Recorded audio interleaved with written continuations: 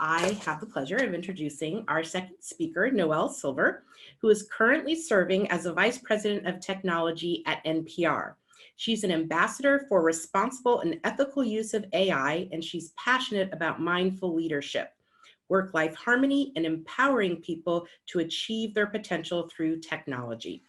She specializes in helping public media organizations successfully navigate cloud transformation and develop an AI and voice strategy by delivering keynotes, sessions, and hackathons worldwide. She has spent decades as a trainer, architect, and evangelist for IBM, Red Hat, EMC, Amazon, and Microsoft. And she has been awarded Alexa Executive of the Year and Top Influencer in Voice by VoiceBot.ai, as well as received an award from VentureBeat for her work mentoring women in the field of AI and emerging technology. Welcome, Noelle. Hello, how exciting. Oh my gosh, my screen just expanded to see everyone who's on the call. So hello, everybody. Thank you so much for having me. I think it's time for me to share my screen. So I'm going to do that. Oh goodness, did I do it? No, hold on. There we go. Let me know if you see the word welcome. We see it. All right, awesome. Thank you so much. Oh, how exciting this is. This is my coming out party for this group. I know several of you that are here, so it's so nice to see some friendly faces. And I just made some fast friends in the breakout session, which is super exciting. I wasn't supposed to be in there, and then I couldn't tear myself away. Really fun and interesting conversation. We all kind of have our own, we have this shared experience, but then all these very unique perspectives. So it was really fascinating. Thank you for that amazing introduction. It is just my pleasure to be here. And hopefully, the goal of this session, I think, is just to give you a perspective, a single perspective on life, my specific experience as a woman in technology, specifically for me, a Latina in technology. So I hope you'll find it helpful. I will share with you, as I mentioned, just a very unique perspective on the world and on my life in it. And hopefully some of that will either resonate with you or you'll just find it interesting. So thank you so much for joining. I know it's a little bit late in the day and you've already been going for so long, so I'll try to keep it light and fun. And well, let's just get started. So I think, there we go, that's me. So I always like to start my talks by sharing a little bit of my story, and my story, because I am a mom of 4 children, starts with them. So these are them. I have 2 boys and 2 girls, and it's a very interesting time. But I also have my dad, who is in his 70s. He lives with me. He has he was hit by a car a few years ago, and so he has some cognitive disability, I guess you would say. So it creates a rich and fun and exciting experience all the time. I do have 2 teenagers, and it's often, sometimes people will say to me, oh, well, I mean, you have teenagers, they help you. And if anyone has teenagers, maybe you can relate, but not super helpful. But in the days right now of quarantine and lockdown, where we are all in the same house, I'll just tell you, it is a new level of life that I have never experienced before. 2 things I wanted to bring to your attention, as it'll bring some color, hopefully, to the rest of what I talk about. I was brought into my technical career because I became a single parent of my first 2 children, Max and Bella. And Max, the one you see there holding the heart, so cute, he has Down syndrome, and it just created he was my firstborn, had Down syndrome, just a very unique experience for me. However, I needed to move into tech, and I needed to move in, or I should say, I needed to move into a career that I could support these children, and tech was there for me and caught me when I needed to be caught. Today, I serve as the Vice President of Digital Technology for NPR. It is my sincere pleasure to do that. However, it's actually on the tail end of a much longer, diverse career in technology. I also recently founded a new organization, a nonprofit called Thrive Tech. You can find us on Facebook and really any social channel. But I want to give more back, and I want to be a mentor, and I've gotten lots of awards for mentorship, but I just want to do it on purpose, and I really want to help. So this is part of that message, and I'm so grateful for the team here for giving me a chance to share it with you. So I'll talk to you a little bit about it. You'll see this is me on my very first day at NPR. I was like the epitome of a fan person. Right? I was on a tour with a bunch of like fans of NPR, and it's me, my first day, and I'm taking selfies and I'm shaking hands with everybody back when we could shake hands. But it was so fun and really just, it was a dream come true. I mean, I grew up on NPR, and it really is. It's a dream every day, even in the craziness that is our lives right now. I'm honored to work with everybody that I work with that has this mission. And I'm just glad that it all worked out. You can also, I have this at the end, but just in case, you can always connect with me on LinkedIn. You can also connect with me on Twitter. I use both pretty consistently for communicating to everybody I know about my life, the crazy and the good, and sometimes the stressful. And sometimes it's nice just to have a friend, you know, who you can look at and be like, oh my gosh, thank goodness, I'm not the only one going crazy. So you can count on me for some of that. Last year was an incredible year for me. I would say it was probably like one of those years you look back on and you're like, oh my gosh, that was like the year that everything changed. I started off at IBM as a new developer. I then became a trainer and an architect. I was there for almost 12 years. But I grew up there. I grew up in technology there. But at IBM at that time, I was the only woman in my field. I was also the only brown person, which presented, I didn't realize it because I was naive, but it presented its own unique set of challenges that I don't think everyone I know, my peers, experienced at that age and at that time. But last year, just to give you a little, you know, because it makes me happy to talk about the things that worked out, I ended up speaking at Harvard. Now, here's the kicker, friends. This is a closed audience. You are my, you know, my besties for the moment. I spoke at Harvard Medical School. Now, I did not graduate from high school. I know it's embarrassing. I used to cry when I would say it out loud. I don't like school. I gladly can say that with a smile on my face. Schools and me, we're not good together. But I didn't graduate from high school, but I did go ahead and go to college. So I took the tests, I aced them, SATs, ACTs, got amazing scores, went to college. I didn't like college either. They said it would be different. It wasn't. I hated it.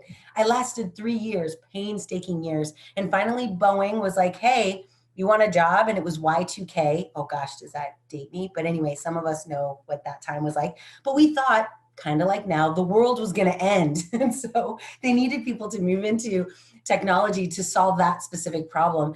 And honestly, I jumped. So guess what? I didn't graduate from college either. But it was okay because, as you'll see throughout my career, when opportunity presented itself, I thought about it, I processed it, and then I did the thing that my heart and my mind kind of jointly said that's the right thing to do and it feels right. And then, of course, I worked my tail off. That's the other moral of the story. But last year, I got to speak at Harvard Medical School, and it literally was one of those moments where you're like, oh my gosh, I can't believe this is happening. I also got the opportunity to do some first of its kind things in technology. For those of you music people in the world, I went and spoke at Abbey Road. I actually didn't speak there. I facilitated a hackathon, the first hackathon of its kind. Now, in Abbey Road, in Studio One, the greatest of the great musicians have recorded there. Some of the best soundtracks in the world have been recorded there. Like, it is the Mecca of music. And so when I got an opportunity to go there, again, I felt like this is why I work so hard for opportunities like this to present themselves. I got a unique, right next to it, you'll see me at the Metropolitan Museum of Art presenting to the world at a press conference at the museum about an AI project that I worked on that brought the curators of art together with AI and data scientists to see what we could do. Same thing with music. We brought music producers and DJs together with data scientists like me to figure out what we could do together.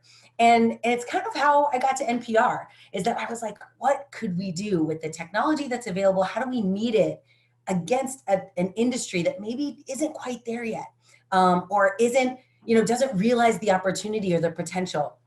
And media is one of those for me.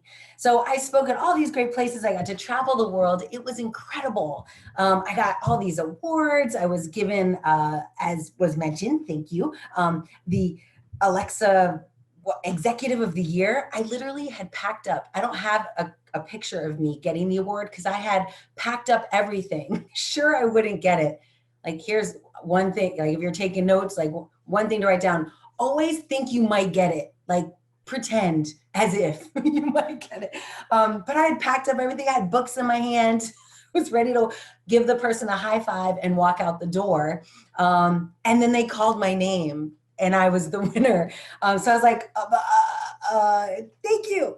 No speech presented, nothing, but it was awesome. But it was one of those moments where I was like, why didn't I think I would win, right? Why wouldn't I give myself that even option?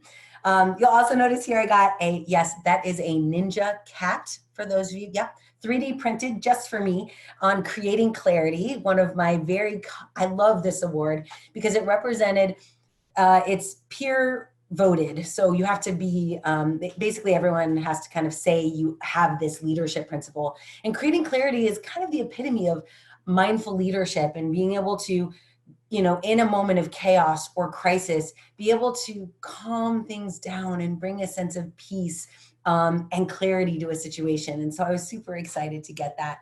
And I don't know if you could see here, VentureBeat gave me an award for being a mentor in AI. And it was a great year, but it wasn't always like that. As a matter of fact, this was the best year I had ever had. Most of the time, I have to constantly think about, like, what is success? What would actually, that seemed like a successful year. But I wanted to share with you a quote that even now I use it, but even up till last year, I read this every day for years. I had it on my refrigerator, and I got it actually from a tweet from Jeff Bezos, like 5 years ago, where he said, I have this on my refrigerator and I read it to my kids, or my kids all know it, or something like that. And I was like, oh, interesting. And I'll just share it with you, and then I'll share you a funny kind of tangent story about it.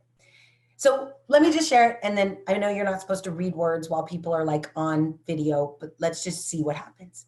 All right. Or you could read it along with me. What is success?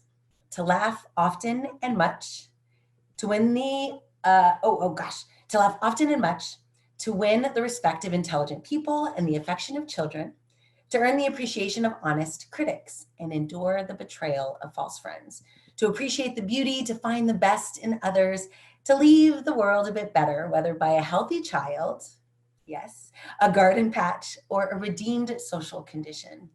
To know even one life has breathed easier because you have lived, this is to have succeeded. I read this, and every time I read it, I kind of get chills, probably because it just resonates with me so much. But I have a multifaceted life. I am a parent, I am a daughter, I am a vice president, I am a coworker, I'm a sister. And in all those things, I want to be quote unquote successful. And this touches all the different ways that my personality can show up successfully, right? Like I don't have to just have one plate spinning. This empowers me to find metrics for success in all the areas of my life. And that's probably why I like it so much. One fun tidbit though, is I read this on stage one day and someone came up to me afterwards and was like, you'll see down there at the bottom, it's attributed to Ralph Waldo Emerson. And so I had quoted him as saying it for months and months and months, maybe years. And somebody came up to me and was like, you do know that Ralph Waldo Emerson didn't actually write that, right? And I was like, I did not know that. And then he's like, and it was a man who told me this. And he was like, yeah, actually it was a woman. You should probably look it up. I love it when people do that because I totally did. I went and looked it up and I was like, oh, a woman wrote this.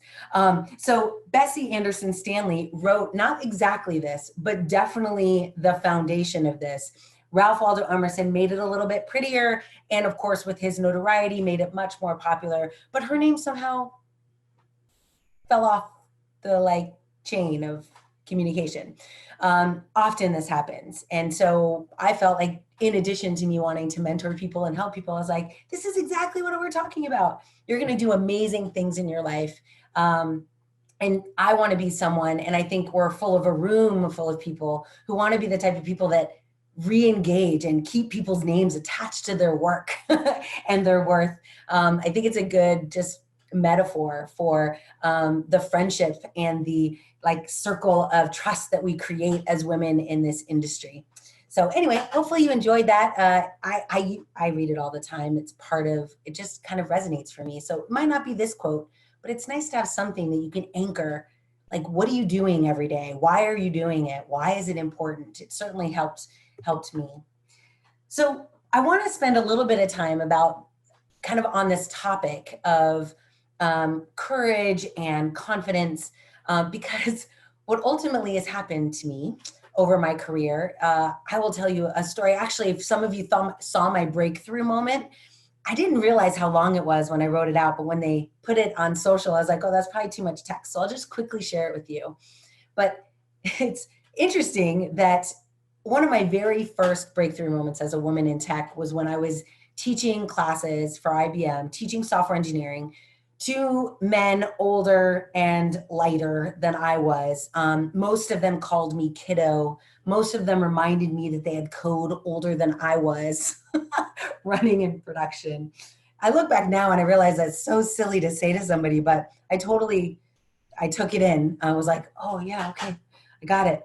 I even wore glasses, non-prescription glasses, and I wore my hair in a bun for 2 years because I wanted to like fit into this mold. I'll share with you one resource that if you haven't seen it yet, you should see it. If nothing else, you'd be like, oh, that's what Noelle was talking about. But some of us go through this. Many of us do. So for empathy, it might be a nice thing to look at. But there's a video, I think it's a Pixar video called Pearl. Not Pearl like the pearl, but P-U-R-L, like, what is it, knitting? Yeah. So Pearl like knitting, and I'll let you guys go and watch it. Maybe we'll throw the link in before the end or maybe afterwards.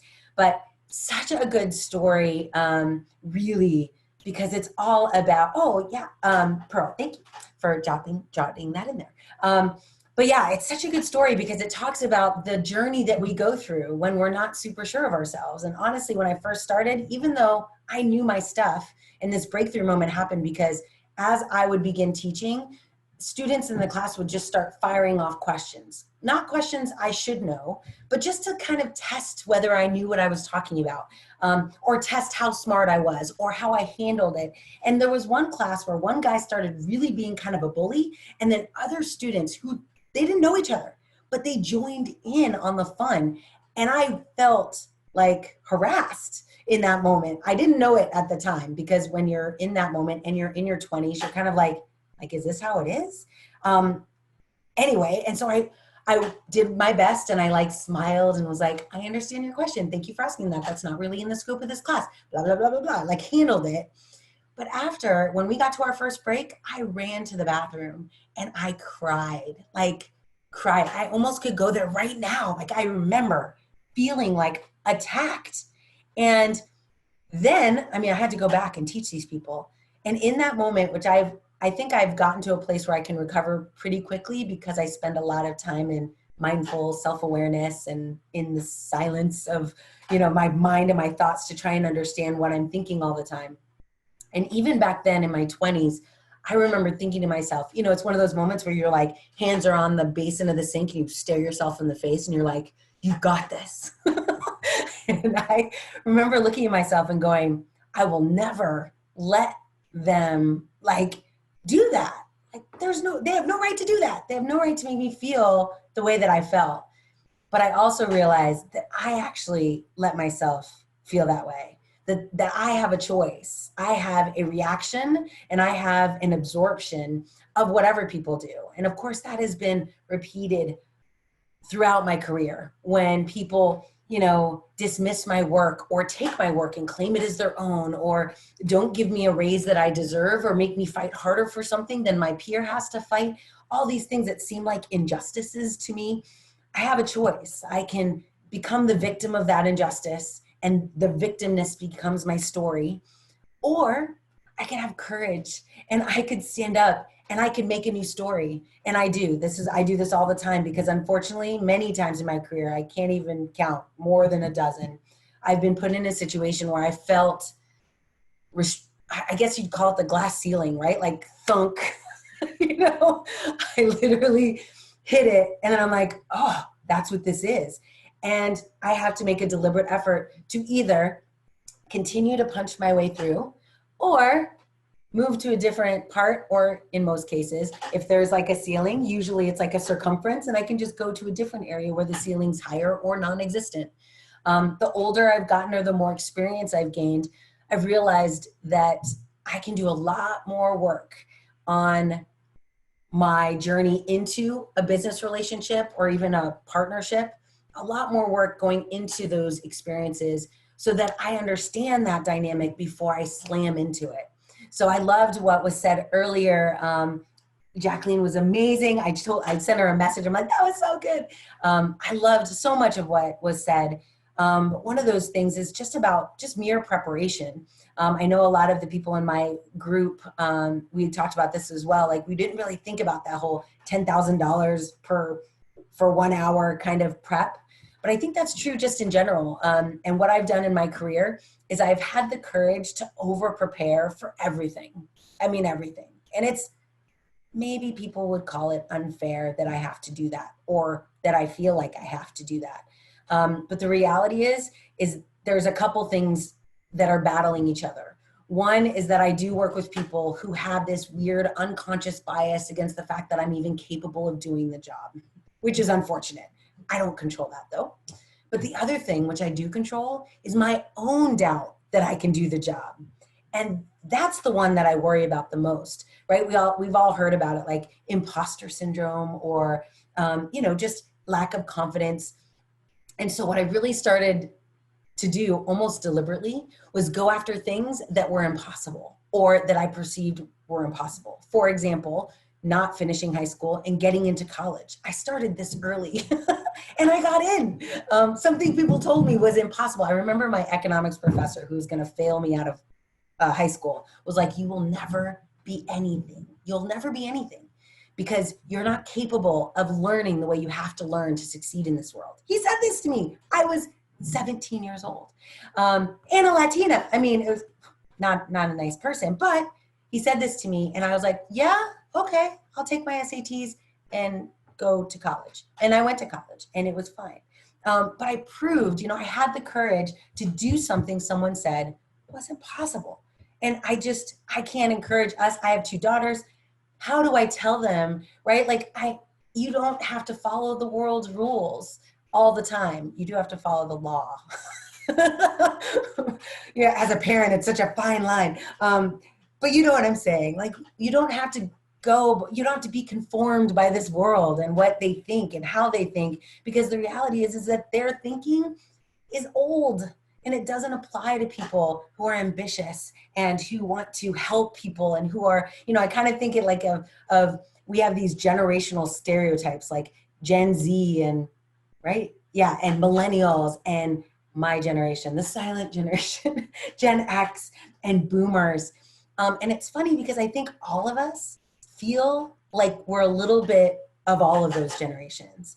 And what I say to my children and what I say to people that I'm mentoring is like, it's okay to embrace whatever features of whatever generational stereotype. You can embrace those and that can be your identity. But it does take courage to do that because people will challenge you. And it's not really, they're not challenging you, they're challenging their own beliefs. Like you're mirroring something in them that they're like, oh my gosh, I can't believe you didn't graduate. That's not even possible. You can't, I was told you can't go to college without high school. That's an impossibility. And so it confronts this part of themselves that brings out, unfortunately, sometimes not great things. So this is why I always say if the more you can understand who you are and what you stand for, what your values are, the more you can stand by this with kindness and with confidence, because you could be like, no, actually, I believe this. And it's okay that you don't. We don't even have to agree. But you don't have to, when you get to a point of fighting, it indicates, in my mind, I'm always like, people yell louder or get louder, even in the way that they communicate, when their hearts are growing farther away, right? Because they're like, I have to yell louder because, anyway, I like the visualness of that because it reminds me that if I'm passionate about something, and even if I disagree about something, if my heart is close to that person, I don't need to raise my voice. I don't need to show any other emotion other than compassion and empathy for their perspective. But at the same time, be confident in my perspective and be willing to say, it's okay if we don't agree. I use this term sometimes. You guys are welcome to use it. I say, you might be right all the time, maybe to my mom. Thank goodness she's not here. But, like you might be right. It doesn't say anything, but it allows everyone to be like, the one side of the equation can be like, yeah, I might be right. And the other side being like, yeah, you might be right. But it's one of those nice moments, a tool that I use to kind of cope with challenges and confrontation.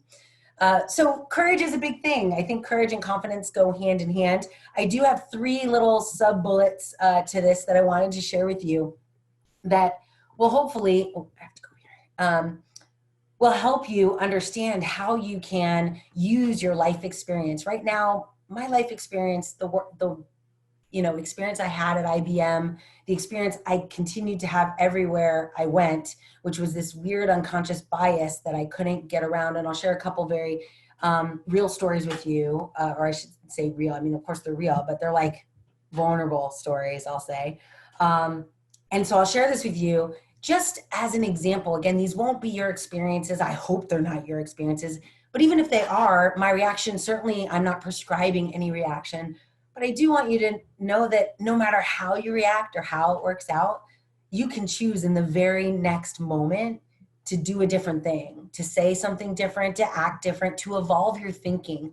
And I think that's one of the most incredible leadership characteristics that someone can have is the ability to be willing to say out loud that they're going to evolve their thinking about something. It's super hard to do because it sometimes can be interpreted as you admitting you're wrong. Even though that's not how you feel, like you're not like, no, I'm not wrong. I've heard myself say these words. But I want to always let everyone, especially those who I'm leading, know that I am continuing to evolve my skill set, my understanding, my knowledge about a thing, that I'm never going to be like locked in, cut in stone, this is how it will always be. And I feel like that type of thinking, that type of leadership is what the world is calling for and asking for. So I want you to, it's going to be hard. It might start with just one person, maybe a friend. It might even start with like Thrive Tech, as I mentioned to you earlier. We have a Facebook page and we have a community called Thrive Tribe. And the Thrive Tribe, our job is to be there for people. One of the other things Jacqueline said was, wouldn't it be cool if you could bring someone in and you could like have them watch your negotiation with you? And I know, especially in our little group where we were thinking like, geez, who would I want to be watching this and giving me like good, healthy feedback on improving my negotiation style? And that's kind of what we try to do at Thrive Tribe, but what multiple communities, what this community wants to do, right, is give you that space and that relationship. Like we're all, I mean, granted there were so many boxes there, but I hope we'll all be connected in a way that you feel like you could ping me on LinkedIn and be like, hey, Noelle, we met through, this thing. And it would be really great if we could just chat for 15 minutes and I could bounce these ideas off like salary negotiation and a nonprofit off of you. I think that's exactly what groups like this are for. But without that, without the confidence to share your life experience in connection with the work that you're trying to do or want to do in the world, it's harder. It's harder to do that. At least that's what I have found. So the first thing I wanted to share with you, these are like the tools or the mechanisms by which I have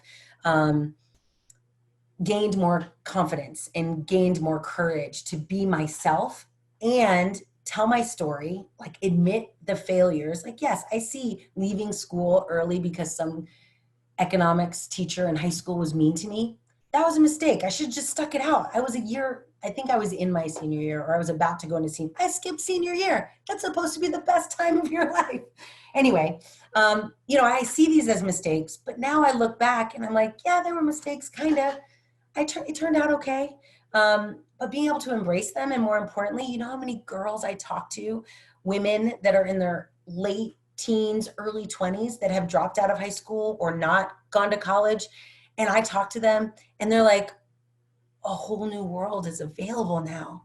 And that's true for every life story you have. Every bad thing that's happened to you that you survived is that little nugget a teenager needs to hear to know that they're going to make it and that they could make good money and they could move into tech or go into media.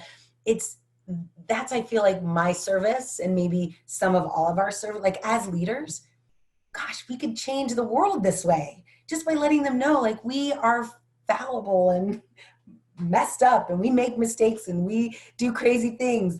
But we're in it together and we make good, we ultimately, it all turns out okay. Anyway, so renewing your mind is a big part of my philosophy on life. I have what some people call an abundance mindset or a growth mindset. But renewing your mind is where I always mention, right now, I am known in the industry as someone who is an expert in voice technology or artificial intelligence. I could share with you guys because you're like my little crew. I just was in a article, Read Write, which is this cool technology periodical. They wrote this list of 20 speakers you have to have at your next AI event. Do you know who was number one? I'm gonna cry. It was me with what you know now. I could not believe it. The number one, like, that's crazy.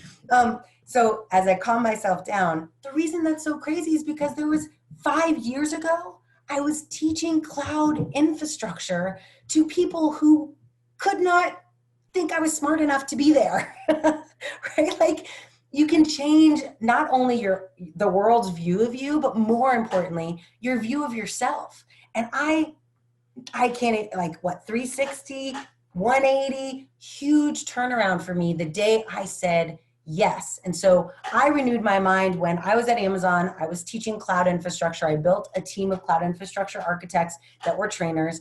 I loved it. And Alexa, do you know Alexa?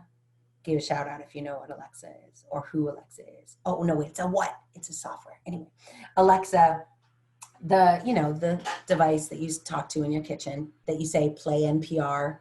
Yo, you like my plug? Anyway, so Alexa was being born, and I know nothing about anything related to artificial intelligence, natural language understanding, ASRs, speech recognition, linguistic detection, all of these things. I knew nothing. And guess what I did? I renewed my mind. I jumped in and learned as much as I could, as fast as I could. And I became an evangelist for the platform. I built some of the first, most popular skills, but it all started with this very magical word, yes. All I did was say yes. I said, yes, I'm going to do this. I'm going to try it. I'm going to go. I had no reason to be there. And it changed the trajectory. I now am listed as the number one person to have at your AI event. Now, granted, that's evolved a little bit because I then went on to do amazing things at Microsoft and had a great time there, kind of advocating for democratized AI and ethics in AI. So I've gotten on a platform since then. I've developed my own voice within the industry. But I think it all started with that first day when no one else was looking, and someone sent me a message and was like, hey, this job description came up. It looks like something that might be fun. And they were, I found out later, kidding, and they told my colleagues they didn't think I was technically capable of doing the work. Anyway, people. But I thought it was amazing because I looked at that and I was like, sure, yeah, that sounds amazing. So I jumped, oh, thank you. Kimberly, awesome. Thank you so much. That's so cool. Thank you. Oh my gosh, it's like amazing. But none of that would have happened if I didn't just say yes when no one was watching, and I didn't give myself the ability to think of who I was or who I could be in a different way. Now, granted, I've done that a few times in my career, so I've got a track record for just starting something new. When I first left IBM, I was the guru of IBM WebSphere. I had books I had written on it. I had like a following. I remember I was walking down the street in Boston and someone yelled out my my Twitter username at the time. And I was like, and somebody was standing with me, was like, did they just yell out your gamer tag or whatever. And I was like, I know, isn't it cool? And I gave it all up to go do something else. And I became the same thing, but for Red Hat, or at that time it was Red Hat JBoss middleware. But either way, I jumped ship, started something new. I knew nothing about it and I started over. And I feel like renewing your mind, that's basically what it means. Like, don't be afraid to redefine yourself, but be aware, disclaimer here, lots of work is involved in this. In order to be an expert, I couldn't just fake it. I couldn't even really fake it till I made it. I had to do the work. I dove in, I worked harder probably than anyone I know in the field. And I also did that because I was a little bit traumatized by those men when I was 20 who asked me questions that I didn't think I needed to know the answer to. But they asked me anyway, and I felt bad not knowing. So I overstudied, and I do this today. I overstudy for everything, which is funny considering my academic career. But renewing your mind, being willing to just absorb new information. As a result, I am constantly writing new content, learning new things, writing blogs, sharing myself on LinkedIn, you know, all of those things, all as an effort to just keep my mind moving and working forward.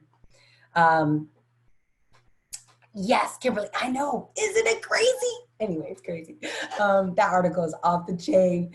I literally like sent that, you know, it's one of those things. I don't say I'll send a lot to my mom, but I sent her that one. It was awesome. Okay. So the next thing is new perspectives. Let me just make sure I'm okay on time. So new perspectives. The next tool that I use is really seeing the world through as many people's eyes as possible. And I think this is what makes me a little bit different when I get on stage. Before I get on stage, and even here, it's I think why I ended up in a group before I did, because it was so nice to meet you all. My group was amazing. I think we were group 5. Yo. But it was so nice to like meet people that you're about to talk to kind of in this weird way, because when you get on stage, or even like this, there's this artificial like barrier or distance between like someone who's on stage and someone who's in the audience.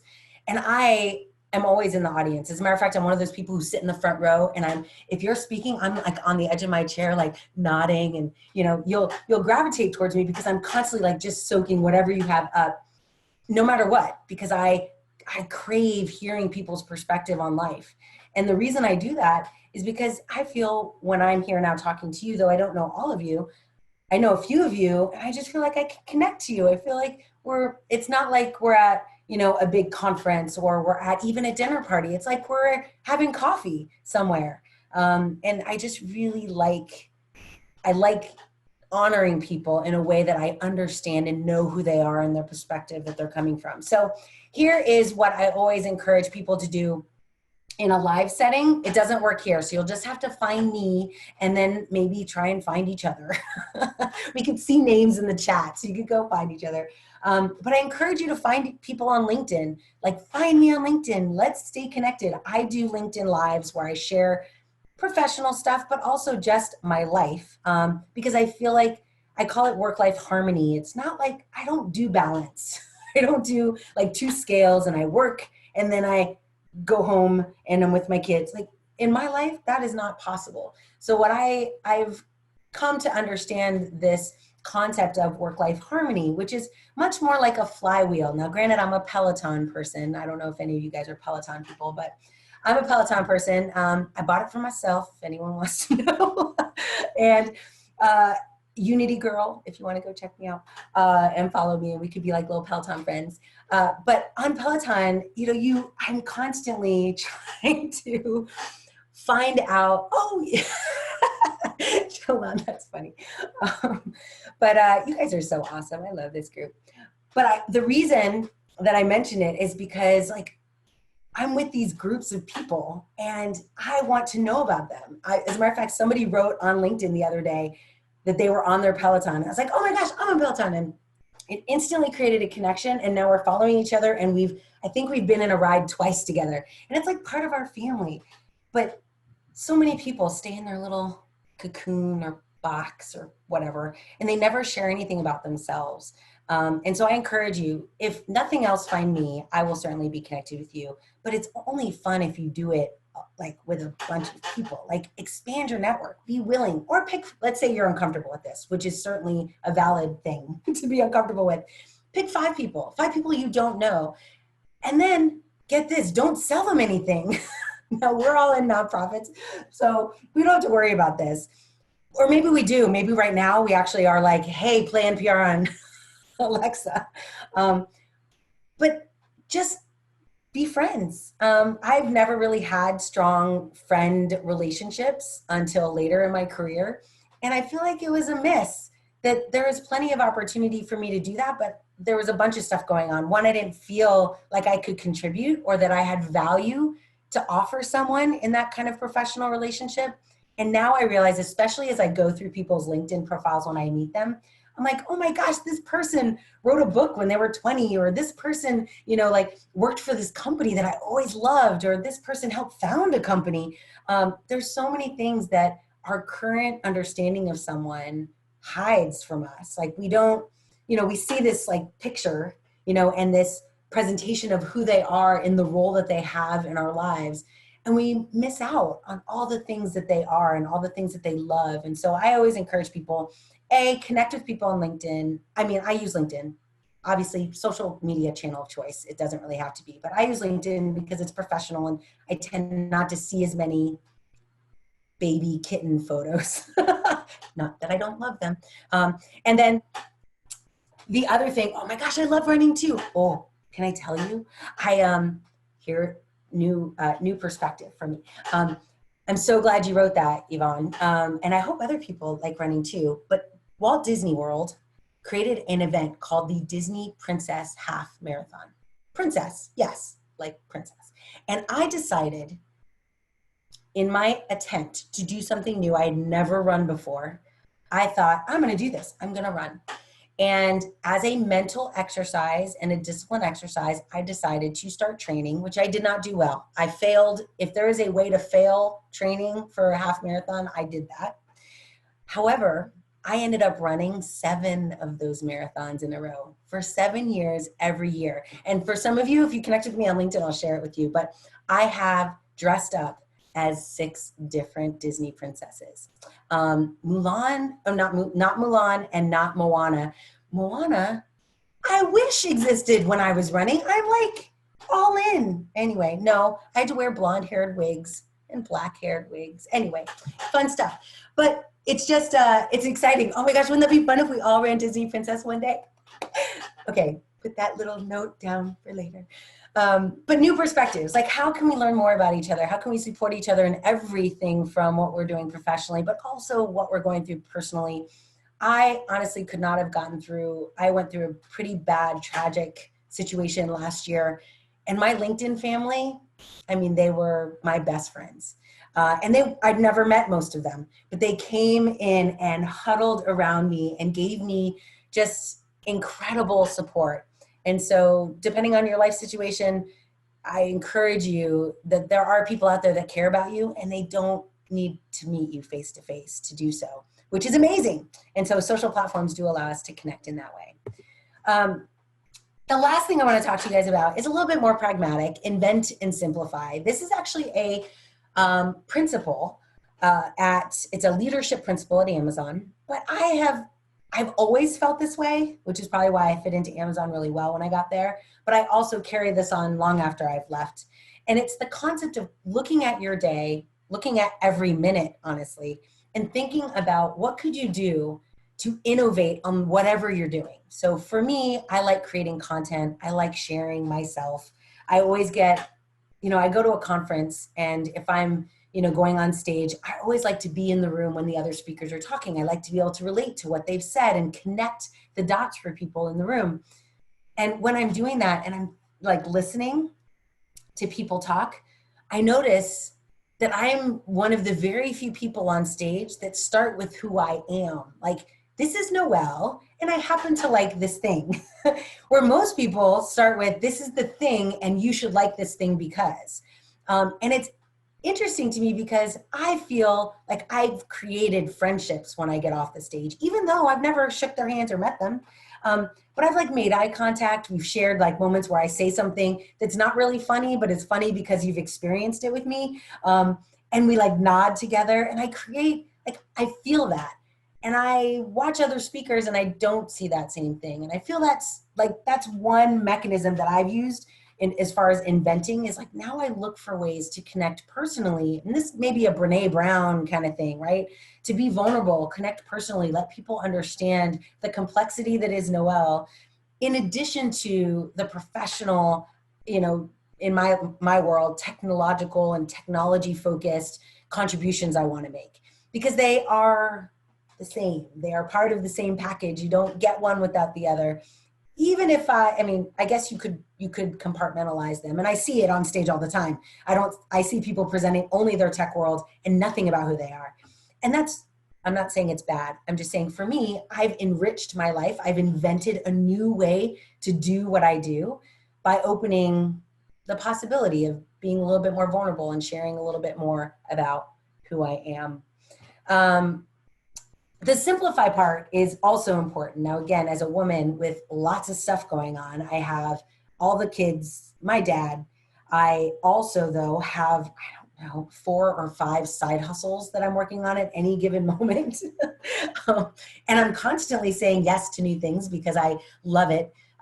Setting boundaries is an extremely important personal skill, not the not the moral of this story, but certainly something that you should get very good at. And maybe there's another talk on it at some point.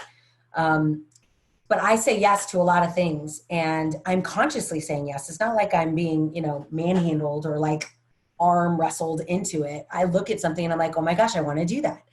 So how do I make time for that? The only way I can do it is by creating processes, like literally PMing my own life. And for those of you who don't know the term, I think we probably all do, but like project managing my life. Like, I have to have it all pretty much laid out, from sleep schedules, including my family's, to, ordering. One of the things I've invented and simplified is I don't grocery shop. This was long before the pandemic and us all. Like, I got very upset when I had to wait for a delivery slot, because I was like, I've been getting delivery slots for 2 years. I should be first on the list now that everyone else wants one. There was no VIP setting for long-term customers, but that was a thing. As a single parent, I had to figure out a way that, I'm going to take all 4 kids to the grocery store? That's not going to happen. Or goodness, God help me when that has to happen. So I had to create ways to do that. So I started to leverage technology and think about technology. I created a skill on Alexa called 1-minute mindfulness, because I don't have time to go to the Calm app and do a 5-minute meditation, which sounds crazy. Everyone always tells me, like, surely you can find 5 minutes. I honestly can't. I have to hide in my bathroom. And so if I could do a 1-minute meditation, it's actually enough. And I started doing them in front of all my meetings. Right before a meeting would start, I just do my 1-minute meditation. It's amazing what that sense of intention and really just stopping, whatever it is. Like, even in this conversation we're having right now, like, I'm all excited and I could feel myself. Like, if I just stopped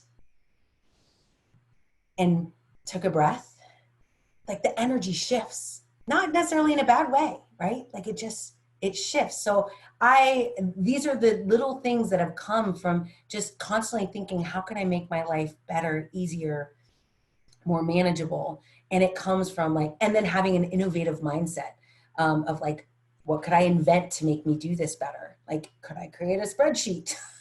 Could I, whatever it is. And then being okay to try it out and test it out.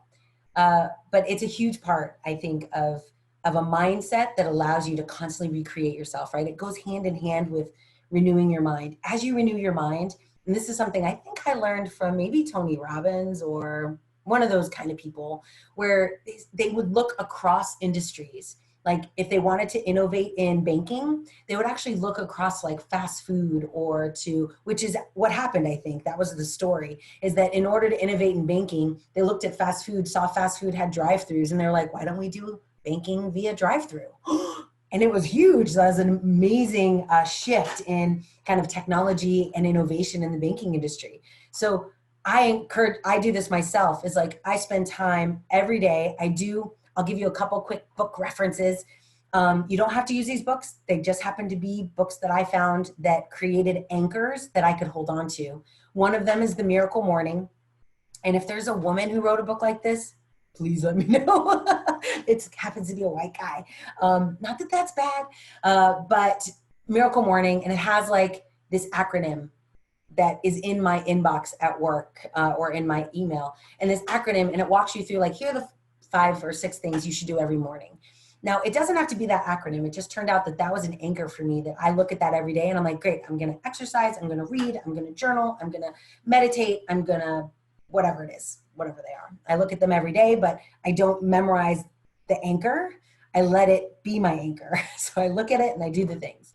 And there are tools for doing this, but Miracle Morning walks you through like, how do you create this powerful kind of start to your day? And once I started doing that, granted I did that a decade ago, but once I started doing that, it became a habit. Today, on Sunday, Saturday, I never sleep in. Granted, I have kids, so like when they're sleeping is like mommy's time. So some of you can relate. So I don't sleep for multiple reasons, but I do that Miracle Morning or that morning routine, which you should curate for yourself. Don't use someone else's. Like I curated my own version of that, but have that routine that you do every day that empowers you. One of those steps is read 20 minutes of any self-help book. That's where this innovation and invention comes from, right? You're going to read some idea that somebody had in 1940, and it's going to trigger something in your brain to be like, oh, I could do that at work, or I could do that with the kids, or, oh my gosh, I saw like somebody had sent me a message about Monopoly, and I thought to myself, oh my gosh, I could use Monopoly money with the kids to get them to do stuff around the house. It's brilliant. So you just constantly get into this mindset of, as information comes in, you process it, apply it, and try and think of how it can help you.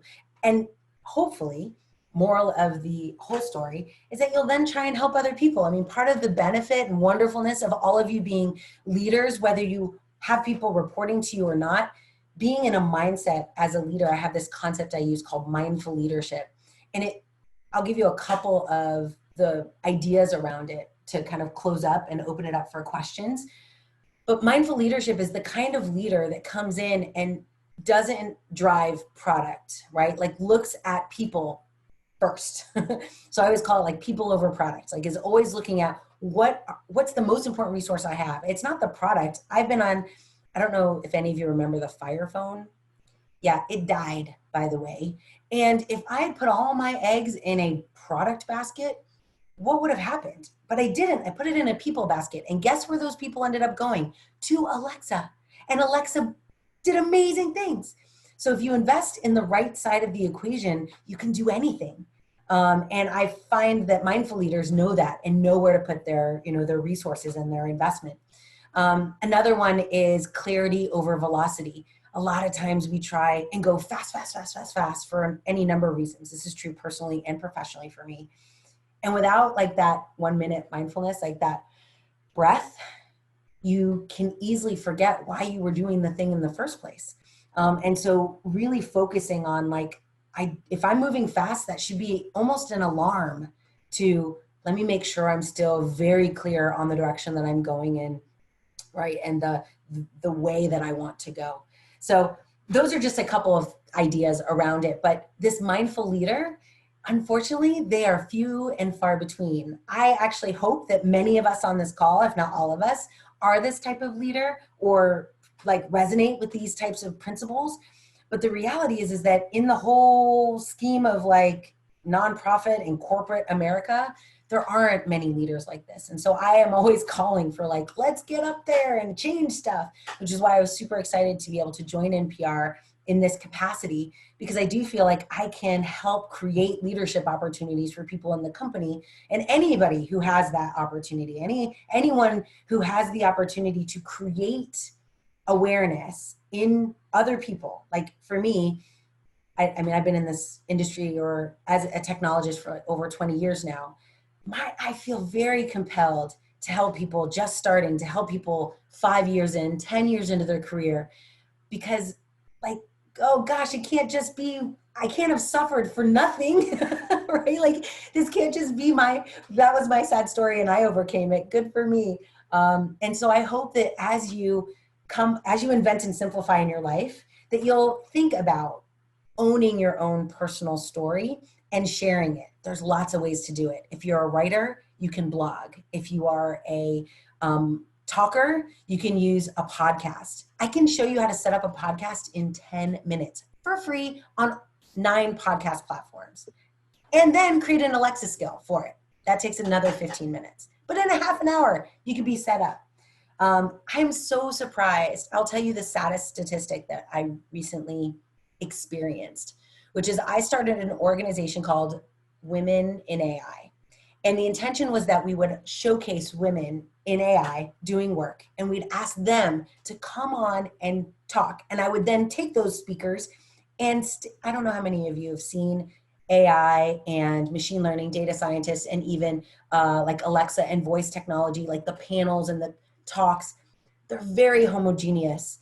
And I want to change that up. I know that there's more people out there, more women out there. You know what I have found speaking to 3 other event coordinators is that women, us, we're saying no. People are coming and asking us to speak, and we're saying no. We're like, oh, I'm not really sure I can provide value there. Or, oh, I'm not the right person, but I know somebody who is. And how sad is that? Because it's not actually about the thing you do. It's about who you are. And who you are is so necessary for the world to see. And so I'm hoping that we've got a few minutes here, but I'm hoping that by the end of all of this, you understand, my whole career has been successful because I've constantly evolved my thinking about who I am and who I could be, and then been willing to share that like out loud with the people in my network. And so once you master the first part, or even start on the first part, I encourage you to quickly get to the second part where you're willing to share your journey with the world, whether it's, like I said, video, audio only, text in a blog, articles on LinkedIn. Definitely connect with me if you're interested in moving in that direction.